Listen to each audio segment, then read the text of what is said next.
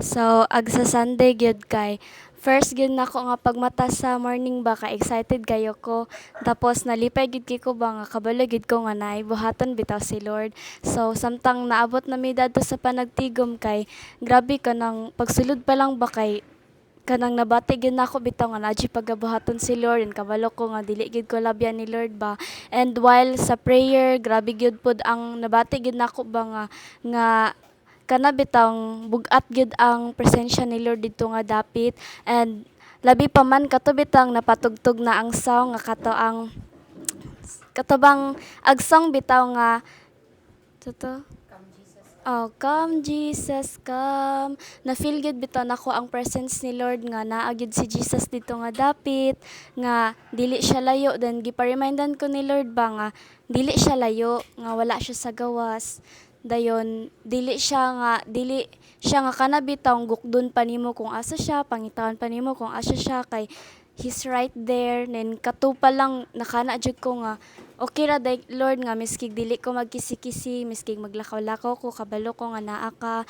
And while gyud sa katong kasawali pod ni Daddy, na-excite pod ko nga unsa pa kang mga butang no nga i-reveal ni Lord.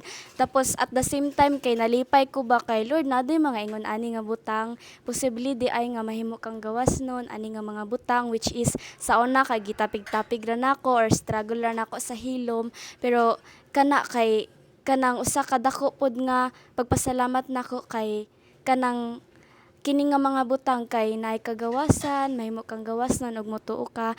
Tapos katong agsa nangampo na, grabe excited gid kay ko pero ang una nga grab nako kay ang camera ba taking picture. Then even pa man nga nagatake og picture bitaw kay grabe wala gid ko gilabyan ni Lord, nabati gid nako ang ihabit ang presensya. And while taking pictures kay dili gid nako malikayan nga mo stop tapos mo cry kay kanang nabati kay nako ang presence ni Lord.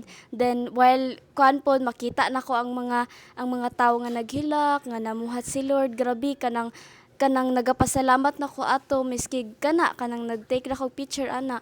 Tapos nabati pod nako ning kuan ba feeling bitaw nga nigaan nihawa sa ako nga kabug-at nga kung asa na feel nako bitaw nga ang forgiveness ni Lord gikan sa akong mga past nga sins, nga kung asa bitaw nga abi nako hugaw kay ko ingon ani ko. Tapos kaan pod kanang na-feel pod nako ang love ni Lord nga I am seen and I am accepted.